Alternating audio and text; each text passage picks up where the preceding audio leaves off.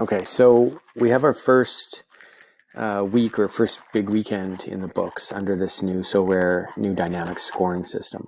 And I plugged in the numbers so we can see exactly how it compares. Now, the last video I took a bit of an educated guess based on if the previous weekend's numbers were under this scoring system, what it would look like. And I think a lot of what we sort of imagined would happen did, but there's a bit of unique characteristics as well here. So let's just have a look. So the first thing that I noticed, I want to touch on is participants. So participants were down quite a bit. So if we go across here to the average of the last sort of 6 weeks or so, 6,500 participants. And I mean, the average actually is kind of a bit of an incorrect number because it's trending upward. People are joining Sorare and things like that. It's average kind of means less than, say, winning points. So what we see with Global All-Star Div 4, in the last couple of weeks, we had around 7,000 people participating. And then this weekend dropped to 5,000. You kind of see that across the board here, 1,600, 1,300, now down to 850. And in virtually all of them, these numbers dropped considerably. Champion Asia Div 4 was fairly close, fairly strong. I think, there's some obvious answers here. One, there's just less games being played. There's less teams playing. Some leagues are winding down and things like that. So people just have less viable rosters to put in. But second of all, the change that they made in the timing of when the weekend or when the games start, I think probably had an effect just for this weekend. I think people maybe were asleep at the wheel and maybe didn't get a lineup in. That might represent a slight decrease here. So I actually think that we'll start to see this come back to these numbers in a few weeks' time. We have an international break. We're in kind of a strange stretch right now, but I don't think that this somehow indicates a downward trend for anything based on other than what I just said. The other one here is win percentage. And, the thing that I guess estimated last week was that they were deliberately trying to create a scenario whereby, particularly in these, where it was sort of twice as hard to win Div 3 as it was to win Div 4. And it really did play out that way in these areas. So you can see there, Div 3, the win percentage is around half, it's close to that. And that was not the case here. What we saw in previous weeks under this scoring system was that it was actually in your best interest to field a side in a Div 3, because even though the points that you needed to win were greater, there was just less people participating. So you just stood a better chance. If you thought you could get to those points, you were just better off. What we see now here with win percentage is they're really trying to create a divide between the Div 4 and the Div 3 so that you kind of know where you are in terms of your roster and where you should be playing. I would say for the most part, a lot of people probably, similar to me, I'm going to be in Div 4 a lot more now versus in the past I was playing a lot more Div 3s, to the point that I'm considering getting rid of the few super rare cards that I have. That maybe that's just not my path for now. I can always grow to that, but maybe I should start to sell those off and just really play in the Div 4 space for the time being. This number here for Global All-Star is actually pretty even.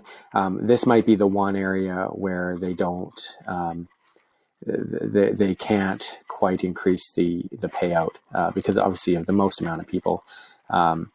They probably have some kind of cap and feel that having both of these numbers relatively close. We'll see.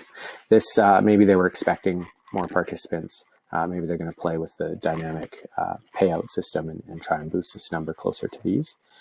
But I would also suggest that now is the time to potentially get in and get some and win some cards, because I don't think once the leagues come back in the summer, in August and whatnot, I don't think we're going to see these high percentages of payouts. I think it'll get down to about 10 or 9%, and these will sit in the sort of 4 or 5% range. I think that right now we're in this little bit of a lull where they're probably not adding as many users as we'll see in a few months. There also there'll be a lot of users that are just kind of not playing, not really as active, and so you're seeing that reflected in a pretty healthy chance of winning. And then the last one here is the points, and this one to me is like probably the most substantial. So, I mean, you stood to win a card in Global All-Star 4 with under 300 points. It's been a while since that was the case. I mean, a few weeks ago you needed 350. Really just, I mean, even 340 back in mid-April. And just about across the board here, the numbers are so much lower. If we go to, let's actually just go to the average winning points and line those up. I mean, what we're seeing here is, a 50-point swing in the Div 4s.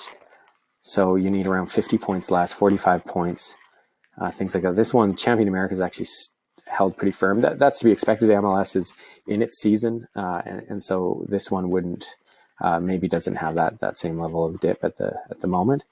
But this one, around 30 points as well. So it's very inviting. It's a great opportunity to win a card at this sort of 280, 300 level right now. I expect these numbers to actually hold for the next little while. And then in Div 3, it's less of a gap, but it's still pronounced. I mean, it's still 20 to 30 points. That's still kind of a nice boost to your chances of winning. It looks like Champion Asia here is held. But, 330 points, 320, 340, those are attainable numbers. When you get into the 360s, 370s, those are really hard to achieve. So, and it's reflected a bit in the winning percentage in the past. So that's pretty exciting if you are someone that can play in Div 3. But particularly for the majority of people in Div 4, these are completely attainable numbers, and you can go shopping and find a lineup that's going to work with those. So that's kind of all my analysis for this week. I don't think we're kind of in a bit of a lull. I'm going to focus a bit more on Euro and a few other pieces of content and just go in some other directions for a bit. But I'll still kind of toy at this, and as things pop up, I might focus a bit on the special weeklies and just do a bit of a deep dive on that in the next few weeks and just see. I mean, obviously every special weekly is different, so it's hard to compare them, but there might be some trends, even just seeing if people are moving off of these more standard divisions and into those, and just how they compare. So we'll see. Thanks for following. Like and share and do all the good things so that I get some love, and we'll talk to you soon.